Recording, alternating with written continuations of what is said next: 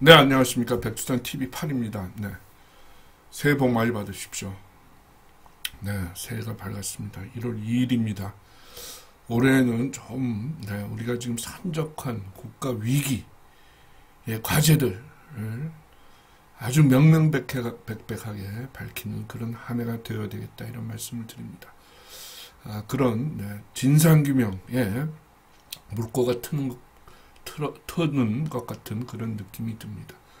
우리 애국 시민들께서 더 많이 노력이 필요한 그런 시점입니다. 많이 힘써서 올해는 꼭 밝은 빛이 이 대한민국과 한반도를 비치는 그런 계기가 되기를, 그런 한 해가 되기를 진심으로 기원하는 바입니다. 새해 복 많이 받으십시오. 많이 구독, 좋아요, 공유, 알림 부탁드리겠습니다. 저는 이 유튜브 채널은 저거 신청 안 했습니다. 그렇죠?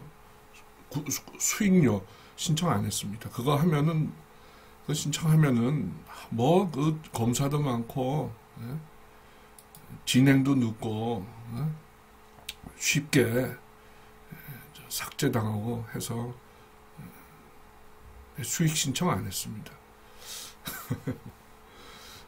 그러니까 좀 더 자유롭게 구독 신청해 주시면은 더 많이, 그래도 제가 판단하기에 이건 꼭 알려야 되겠다라는 것을 많이 알리는데 도움이 되지 않을까 싶습니다. 많이 구독, 공유, 좋아요, 알림 부탁드리겠습니다. 자, 오늘은 여론 조작을 해왔던 중앙선거관리위원회 여론조사심의위원회도 지난번에 12월 초에 계엄군이 진입했었다. 그 의미가 무엇이냐라는 것을 한번 살펴보겠습니다.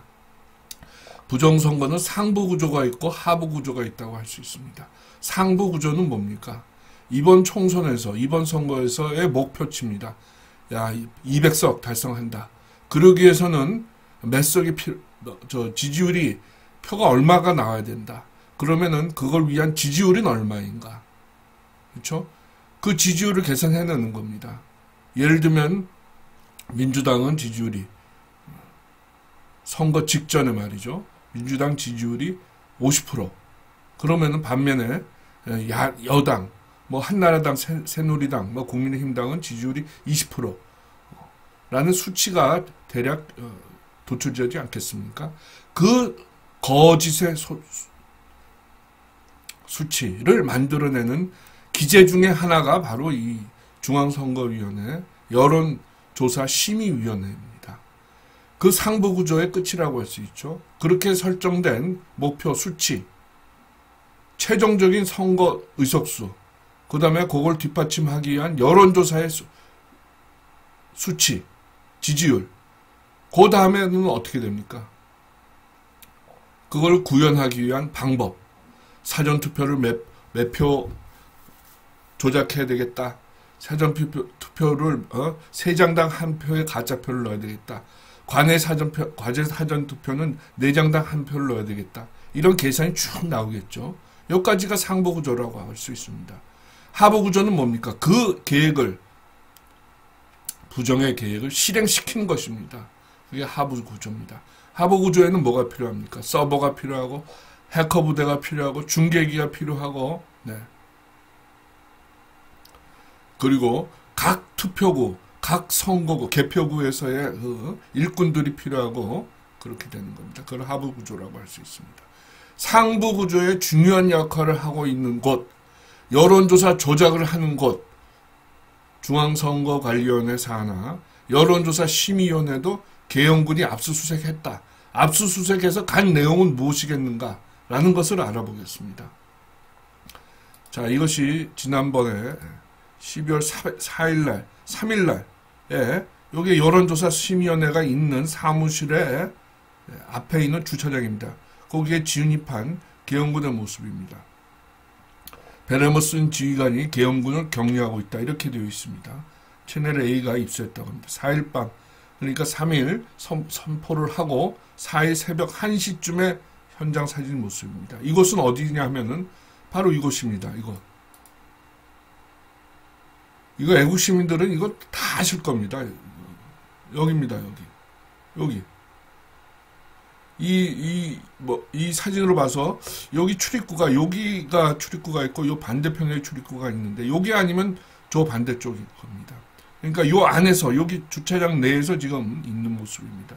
이게 지금 지난번 2020년 4월 15일에 부정선거가 있을 때 여기에 선관위 서버가 위치해 있다는 첩보를 입수하고 관련 애국 시민들이 여기서 시위하는 모습입니다.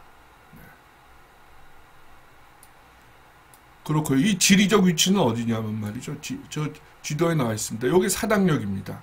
여기 서울대 가는 쪽이고요. 여기가 이제 양재역 가는 쪽입니다. 여기가 이제 일로 가면은 이수역이죠. 여기입니다. 여기가 남태령 넘어가는 길이고요. 여기가 남쪽, 여기가 북쪽입니다. 여기 서쪽, 동쪽. 여기에 있습니다. 여기에 계엄군이 진입했다 이겁니다. 여기에 뭐가 있었냐? 중앙선거 관련해 중앙선거 여론조사 심의위원회가 있었습니다. 있는 겁니다.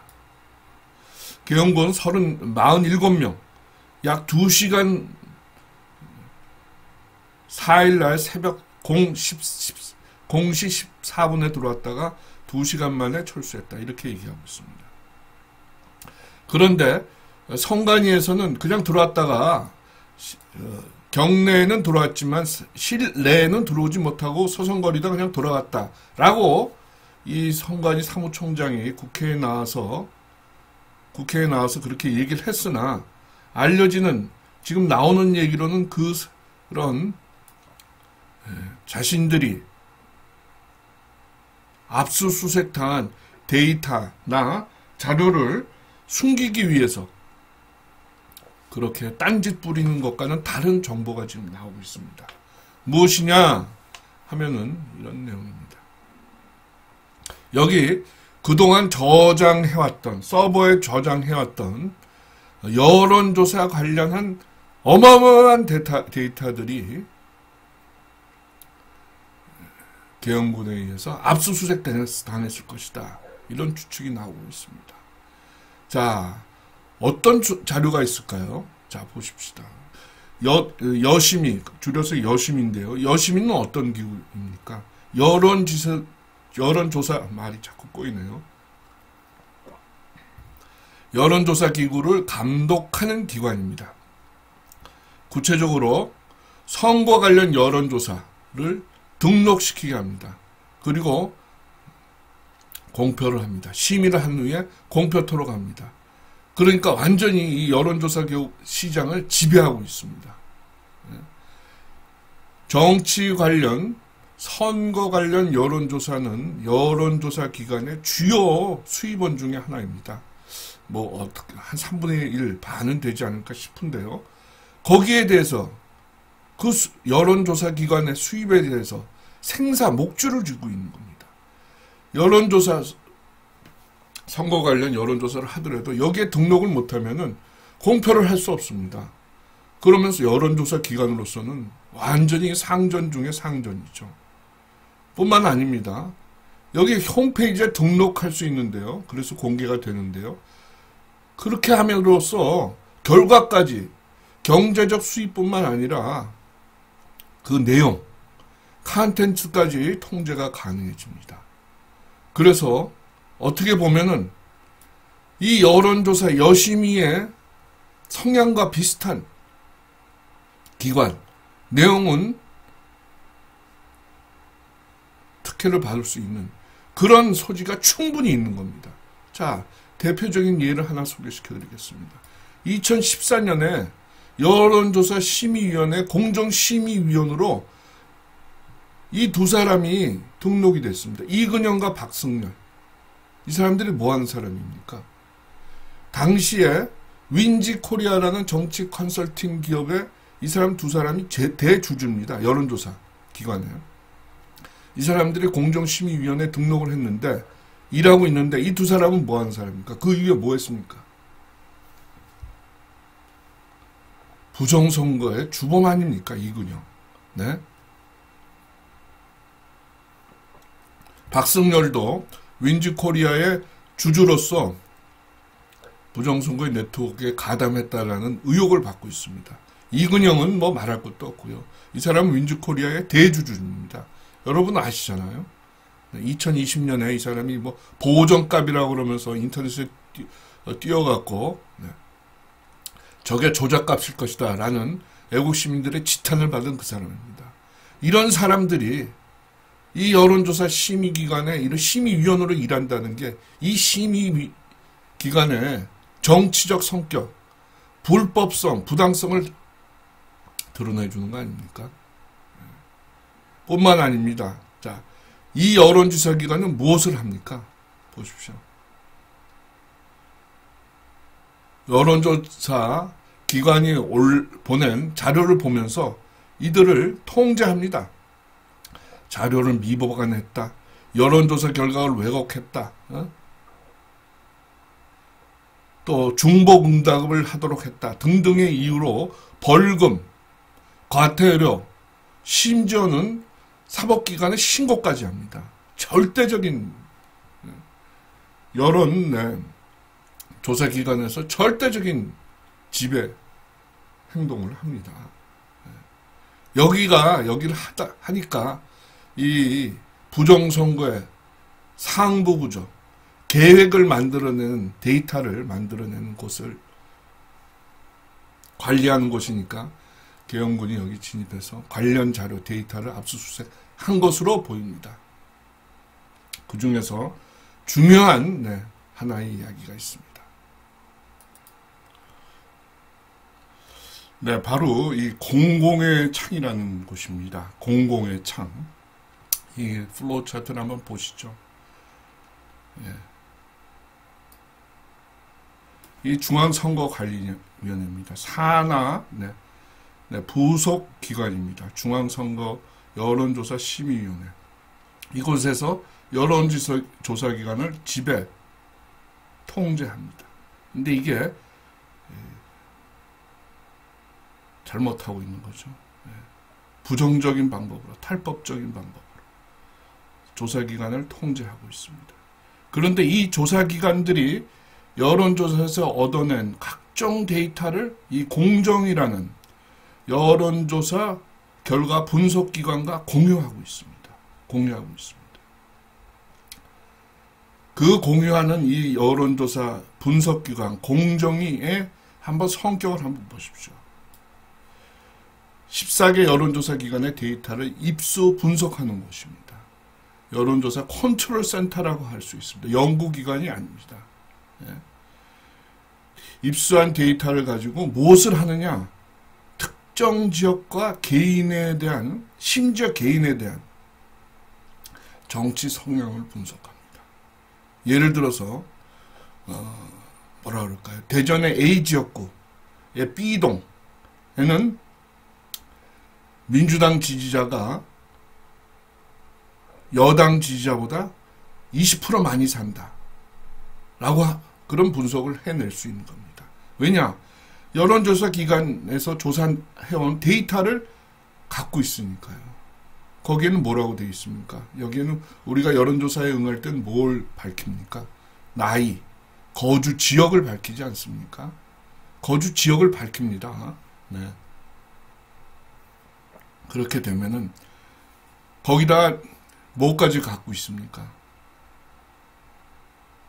휴대폰 전화번호까지 갖게 되잖아요. 그리고 거기 뭐 쭉 물어보지 않습니까? 그러면 이 사람의 정치 성향이 우파인지 좌파인지 중도인지 알 수 있게 되는 겁니다.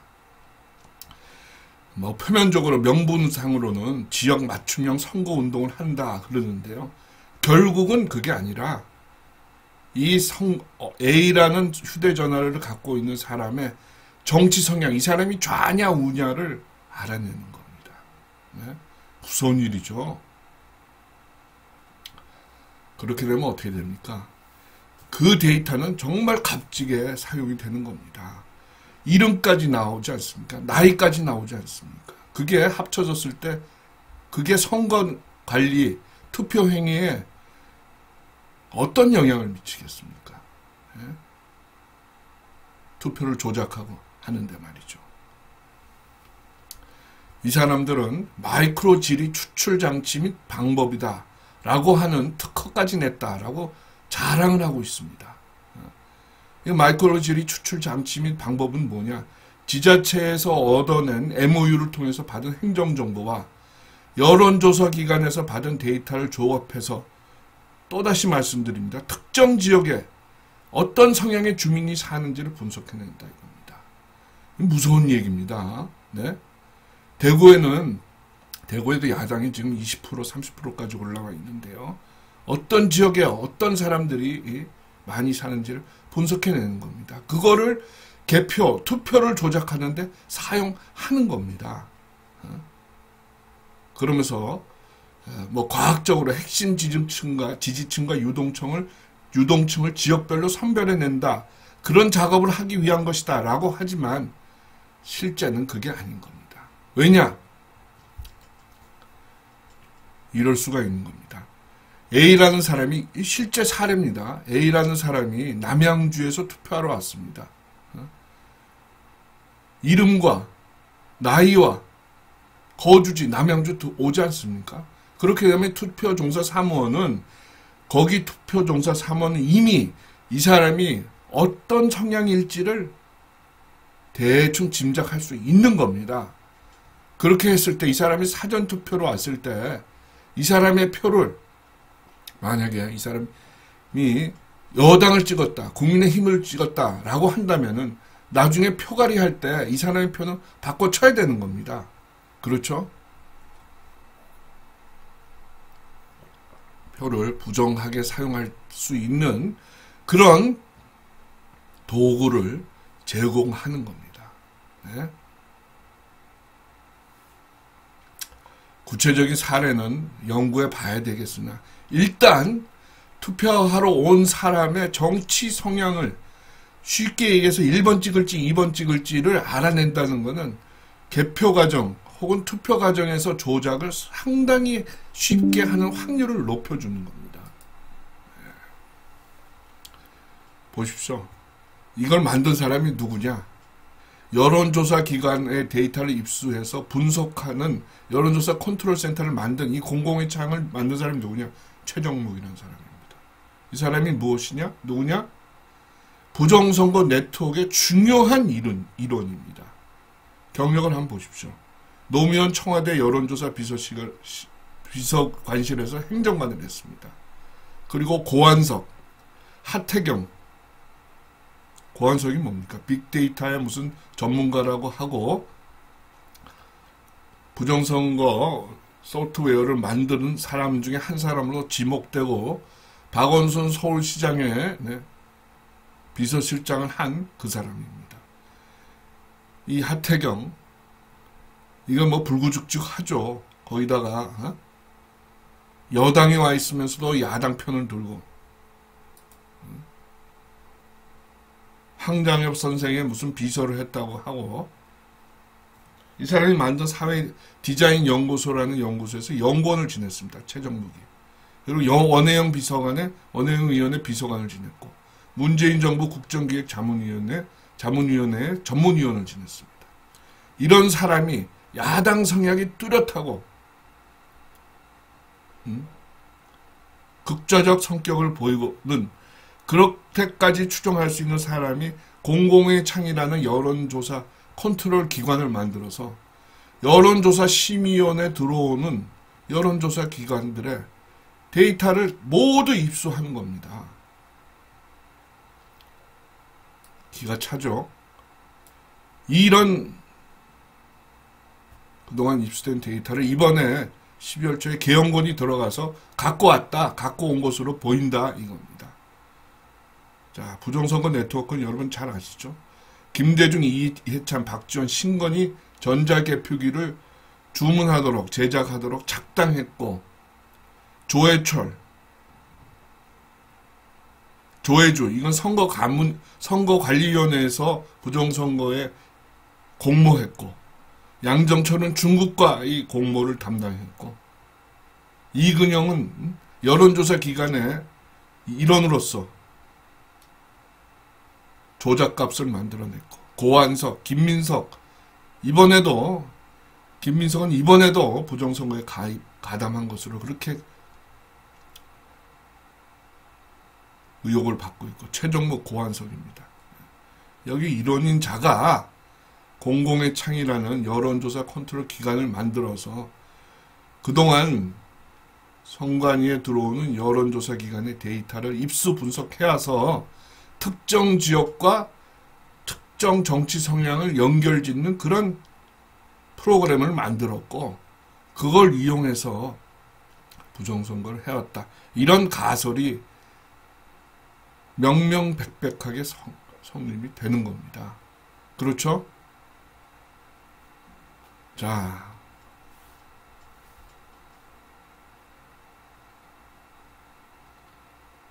이번에 계엄군이 이 여심이 건물에 들어가서 상당한 정도의 데이터를 입수했을 것으로 보입니다. 거기서 가장 중요한 것은 무엇이냐? 여론조사기관이 표본을 추출했을 때 지지율을 상승 혹은 하향 조정하기 위해서 선거조사 결과의 주문 혹은 내용에 따라서 표본 집단을 조작했느냐 여부입니다. 예를 들어서 이재명의 지지율을 올리기 위해서 민주당 성향의 표본을 많이 사용했느냐, 혹은 여당 후보의 지지율을 낮추기 위해서 여당의 지지율을 낮추기 위해서 국민의힘당, 새누리당 지지자의 표본 포함률, 비중은 낮추도록 일부러 했느냐, 이거를 밝힐 수 있는 그런 데이터를 입수했을 수 있다라고 생각하는 겁니다.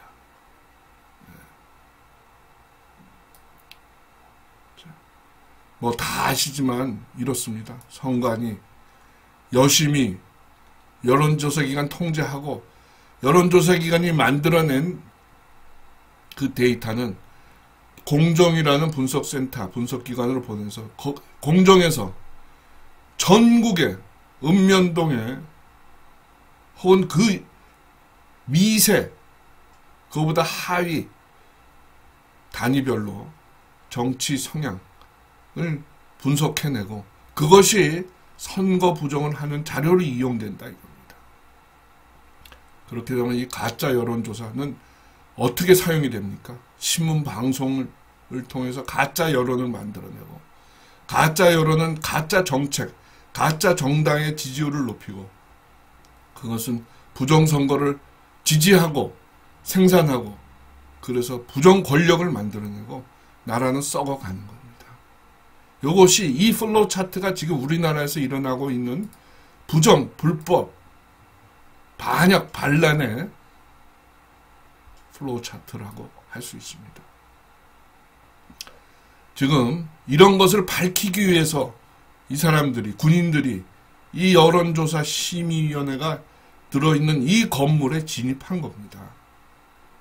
내란을 하기 위해서 들어간 게 아니에요. 부정선거를 밝히기 위해서 나라를 좀먹는 가짜 여론조사, 조작 여론조사를 그 원본 데이터를 압수수색하기 위해서 들어간 겁니다. 이것을 반드시 아셔야 됩니다. 이날 확보한 데이터, 자료를 통해서 그동안 있었던 여론조사 조작 진상이 낱낱이 밝혀지기를 기원합니다. 그것이 우리나라가 사는 길입니다. 진짜 여론은 무엇인가? 우리는 너무너무도 궁금합니다. 우리는 알 권리가 있고 그것을 진상규명할 의무가 있습니다. 계엄군은 그 우리의 염원과 의무를, 권리를 실현시키려고 했다, 집행했다라고 우리는 생각합니다. 최근 며칠 사이에 여론조사가 발표되지 않은 것이 있고 지금 엉망진창이긴 하나 국민의힘당의 여론조사 지지율이 약간 올라갔다라는 얘기가 나오고 있습니다. 그것이 이 계엄군의 지난 12월 여심이 압수수색과 관련돼서 그동안의 여론조사기관들의 못된 짓, 반역적인 짓이 밝혀졌기 때문에 여론조사기관들이 이제 정신을 아뜨거 해서 제대로 된 결과를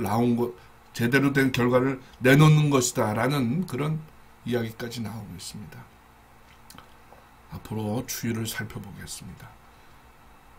이번 계엄군의 여심이 압수수색이 진짜 여론조사 그리고 여론조사 조작을 밝히는 계기가 되기를 강력히 희망하는 바입니다. 감사합니다. 백두산TV 8입니다. 많이 구독, 좋아요, 공유, 알림 부탁드리겠습니다. 다음 시간에 뵙겠습니다. 감사합니다.